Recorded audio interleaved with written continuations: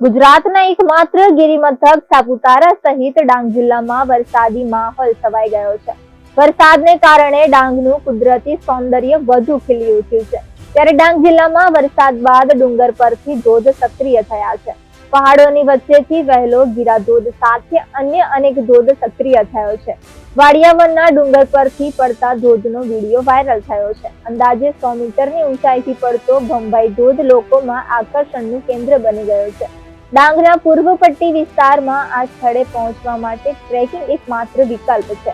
વરસાદ શરૂ થતાં જ ધોધનું દ્રશ્ય ખૂબ જ મનમોહક થઈ જાય છે અને લોકો તેને જોવા માટે ખાસ પહોંચે છે. કુદરતી સૌંદર્ય સાથે અહીં થતી પાણીની ગર્જના પ્રવાસીઓને અલૌકિક અનુભવ આપે છે.